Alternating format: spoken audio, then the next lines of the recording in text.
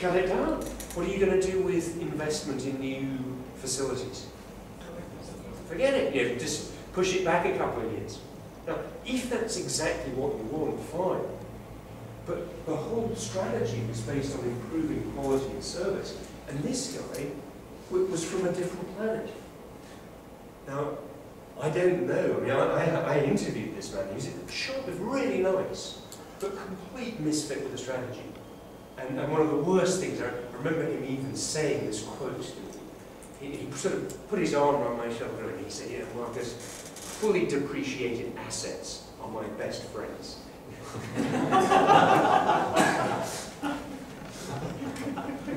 I mean, I didn't know what to say, and you know, after a while, we were talking about the strategy. I was getting a bit flippant, and I said, "Well, I suppose at least you could charge for people to come around your museum."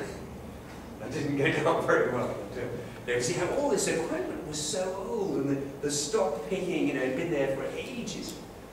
Anyway, I won't go on. Down here, well, let's make a very simple example of production. Here's an interesting mechanism.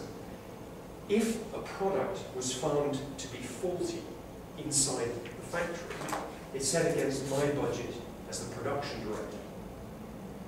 If it failed on the customer's premises, it's set against your budget as the commercial director. So what do we do in the factory?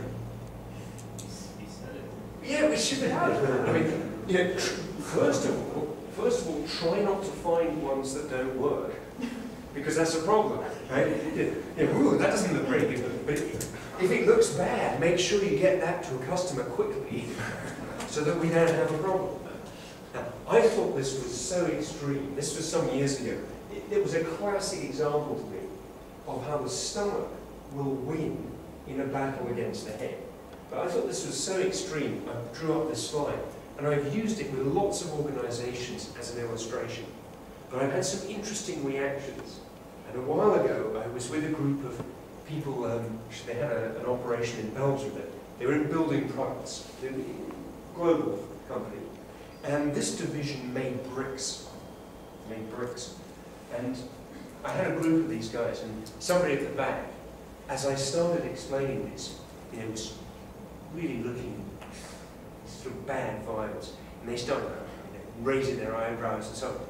And I was thinking, why are they angry? You know, what's going on? I was getting a bit nervous, and I thought they were going to say, "Don't tell me anybody's this bad. You know, this is made up, isn't it? It can't be real."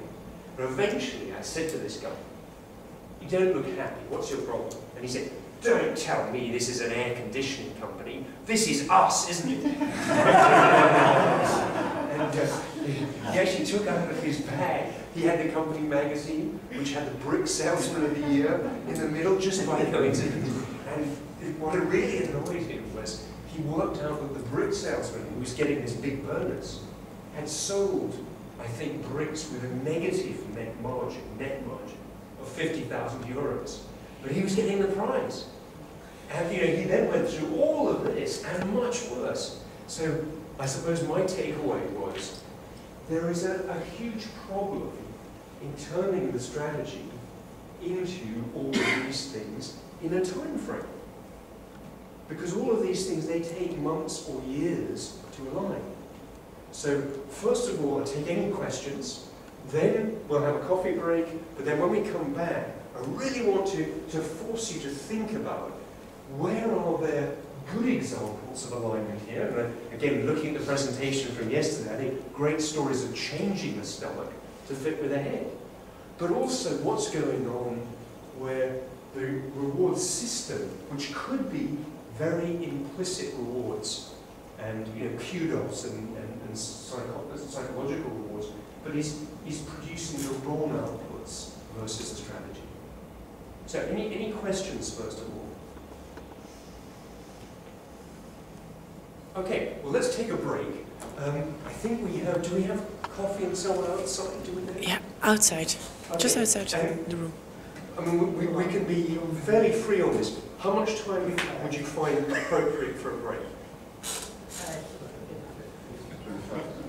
25 minutes?